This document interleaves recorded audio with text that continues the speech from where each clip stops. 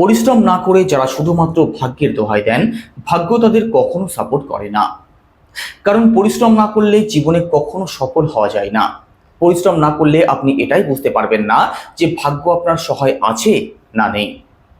নমস্কার, আমি KP astrologer, সংখ্যাতত্ত্ব এবং বাস্তুবিদ বরুণ অধিকারী।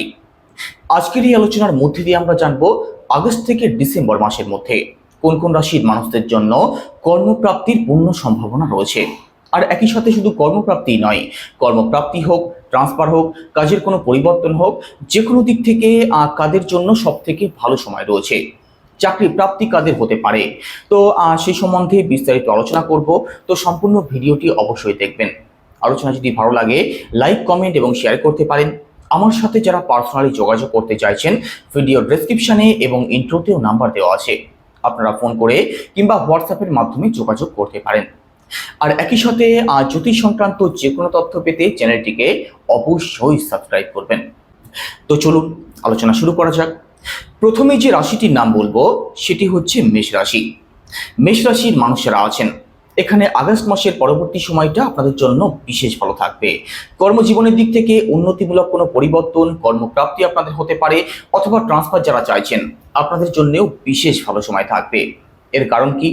দেখুন, দেবগুরু বৃহস্পতি আপনাদের সেকেন্ড হাউসে অর্থাৎ অর্থভাবে অবস্থান করছেন। আর একই সাথে দেবগুরুর দৃষ্টি কোথায় কোথায় পড়ছে? আপনাদের ষষ্ঠ ভাবে, আপনাদের দশম ভাবে। দশম ভাব থেকে কর্মজীবনকে বিচার করা হয়, আর ষষ্ঠ ভাব থেকেও কর্মজীবনকে নির্ধারণ করা হয়। আর একই সাথে এখানে শনিদেব, যিনি কর্মের কারক, আপনাদের একাদশ ভাবে শশা নামক রাজ্য তৈরি করে বসে আছেন। তো আপনাদের জন্য অত্যন্ত ভালো সময় থাকছে, কর্মপ্রাপ্তি আপনাদের হতে পারে।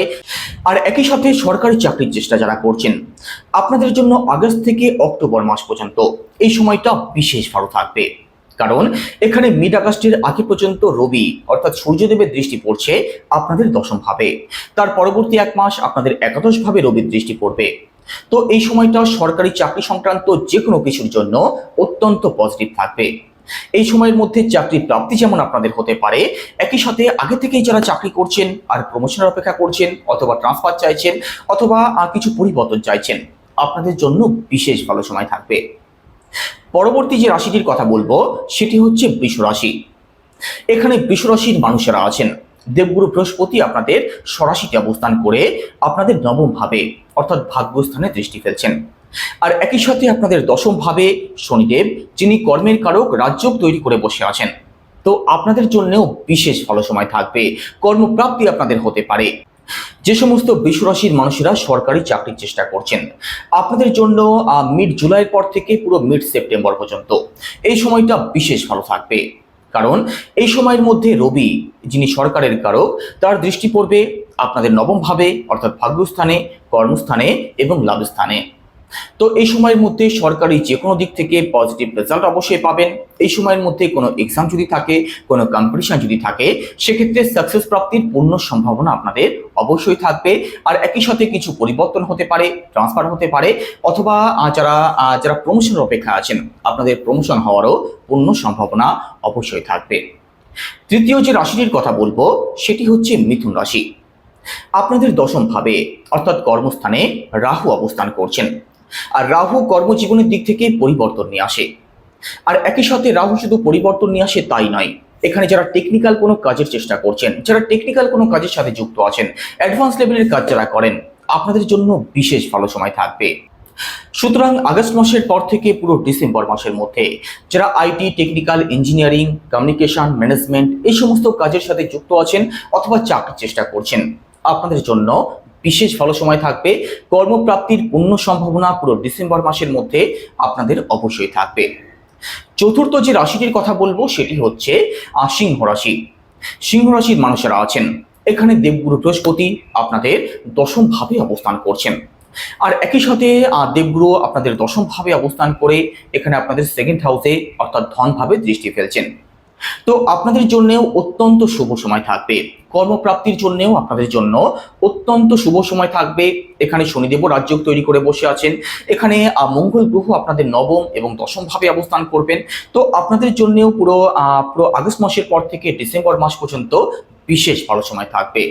এই সময়ের মধ্যে চাকরির চেষ্টা যারা করছেন, আপনাদের জন্য অত্যন্ত ভালো সময় থাকবে, চেষ্টা করুন, সফলতা অবশ্যই পাবেন। পঞ্চম যে রাশিটির কথা বলবো সেটি হচ্ছে বৃশ্চিক রাশি। বৃশ্চিক রাশিতে সূর্যদেব কোথায় অবস্থান করছেন? নবম ভাবে, দশম ভাবে এবং একাদশ ভাবে। তো এখানে আগস্ট মাসের পর থেকে মিড অক্টোবর পর্যন্ত সূর্যদেব আপনাদের লাভস্থানে অবস্থান করবেন, আপনাদের কর্মস্থানে অবস্থান করবেন, আপনাদের ভাগ্যস্থানে অবস্থান করবেন। এই সময়ের মধ্যে সরকারি যে কোনো দিক থেকে সফলতা প্রাপ্তির পূর্ণ সম্ভাবনা বৃশ্চিক রাশির মানুষদের জন্য অবশ্যই থাকবে। কারণ সূর্যই সরকার, সূর্যই মান, সম্মান, নাম, প্রতিপত্তি, সমস্ত কিছু। তো এই সময়ের মধ্যে কোনো সরকারি এক্সাম যদি আপনাদের থাকে, কোনো সরকারি কম্পিটিশনে যদি অংশগ্রহণ করেন, চাকরির চেষ্টা যারা করছেন, আপনাদের জন্য অত্যন্ত ভালো সময় থাকবে। এই সময়ের মধ্যে কিছু পরিবর্তন আপনাদের হতে পারে, চাকরি জীবনের দিক থেকে বড় কোনো সাকসেস আসতে পারে, প্রমোশন হতে পারে, অথবা চাকরি প্রাপ্তির পূর্ণ সম্ভাবনা তো রয়েছেই। তো চেষ্টা করুন, সফলতা আপনাদের জন্যও অপেক্ষা করে বসে আছে। ষষ্ঠ যে রাশিটির কথা বলবো সেটি হচ্ছে মকর রাশি। আর মকর রাশিতে নবগ্রহের অবস্থান কি আছে? আপনাদের থার্ড হাউসে রাহু অবস্থান করছেন, আপনাদের সেকেন্ড হাউসে অর্থাৎ ধনভাবে শনিদেব শশা নামক রাজযোগ তৈরি করে বসে আছেন। আর একই সাথে আপনাদের ভাগ্যস্থানে দেবগুরু বৃহস্পতিরও দৃষ্টি পড়ছে। তো মকর রাশির মানুষেরা আছেন, কর্মজীবনের দিক থেকেও এই 5-6 মাসের মধ্যে পজিটিভ রেজাল্ট অবশ্যই পাবেন। এই 5-6 মাসের মধ্যে আপনাদের কর্মজীবনের দিক থেকে বড় কোনো সাকসেস প্রাপ্তি হতে পারে, কর্মপ্রাপ্তি আপনাদের হতে পারে, কর্ম পরিবর্তন আপনাদের হতে পারে। তো চাকরির চেষ্টায় যারা আছেন, মন প্রাণ দিয়ে চেষ্টা করুন, সফলতা আপনাদের জন্য অপেক্ষা করছে। কারণ থার্ড হাউসে যেহেতু রাহু অবস্থান করছেন, এখানে কম্পিটিশনমূলক মানসিকতা আপনাদের অবশ্যই থাকবে, আর চেষ্টা করলে সফলতাও অবশ্যই পাবেন। কারণ থার্ড হাউসে আর রাহু সবসময় শুভ ফলদায়ক হয়ে থাকেন। তো পরিশ্রম করলে পরিশ্রমের ফল অবশ্যই পাবেন, সফলতার মুখ অবশ্যই দেখবেন। তো এখানে চেষ্টা আপনাদের করতে হবে। দেখুন, কোনো বানিয়ে বলা বা মন গড়া কথা কিন্তু নয়। আপনাদের রাশিতে বড় গ্রহগুলির ট্রানজিট অনুযায়ী এক্স্যাক্ট আলোচনা করছি। এখন আপনার পার্সোনাল জন্মছকে এই গ্রহগুলির অবস্থান কি আছে সেটাও আমি জানি না, আর একই সাথে আপনার জন্মছকে চাকরির কোনো যোগ আছে কিনা সেটাও আমি জানি না। তো আপনার জন্মছকে চাকরির যোগ যদি থাকে আর একই সাথে এই গ্রহগুলির অবস্থান যদি ভালো থাকে, তো চেষ্টা করলে সফলতা আপনি অবশ্যই পাবেন, কোনো সন্দেহ নেই। সপ্তম এবং সেই যে রাশিটির কথা বলবো সেটি হচ্ছে কুম্ভ রাশি।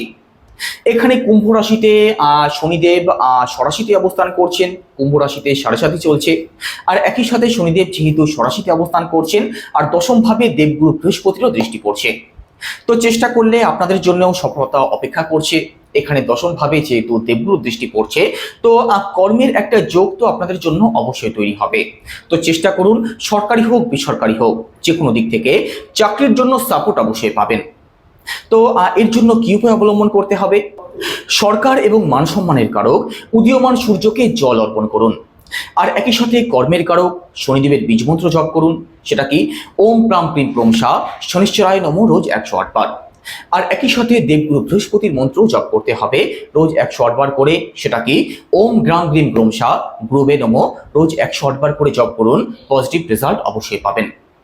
তো এই ছিল আজকের আলোচনা। আজকের আলোচনা এখানেই শেষ করব। আলোচনা কেমন লাগছে অবশ্যই কমেন্টে জানাবেন।